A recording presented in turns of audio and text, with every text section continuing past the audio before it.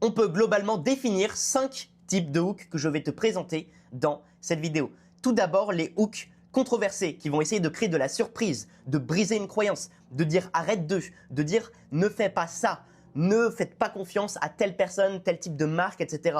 Parce que les gens adorent ce qui est croustillant. Et qu'est-ce qui est croustillant? C'est les hooks qui vont être un peu négatifs. Donc utilise le biais de négativité si tu veux capter l'attention. Je te mets les documents juste en dessous pour que tu puisses dupliquer ces hooks et les utiliser dans tes contenus.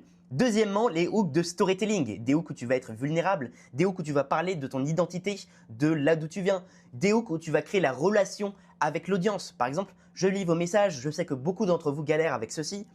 Les hooks sur les échecs que tu as vécus, les leçons que tu as apprises, et également des hooks où tu parles de ton expérience et où tu polarises par rapport à tes opinions et ton vécu. Également, tu as les hooks que j'appelle de curiosité. C'est quoi les hooks de curiosité? C'est des hooks où tu vas dire notamment il y a un truc que 99% des gens ignorent.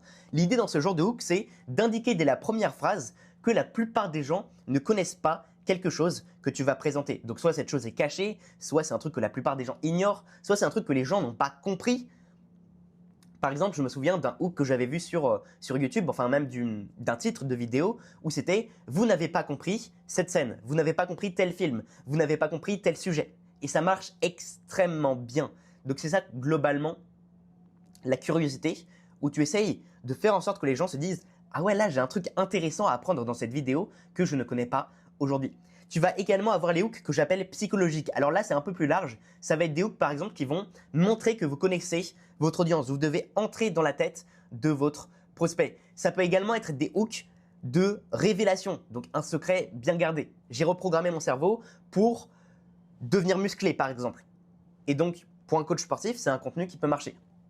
Bref, ça va être un peu plus psychologique comme type de hook. C'est un type de hook honnêtement un tout petit peu plus secondaire, mais qui est intéressant à tester parce que la plupart de gens ne les utilisent pas.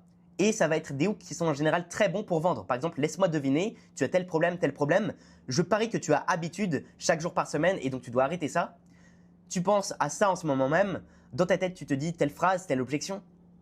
Et donc, c'est des contenus qui vont être très bons en général pour un peu détruire les objections quand tu vas dans le psychologique, dans le mental de ton prospect.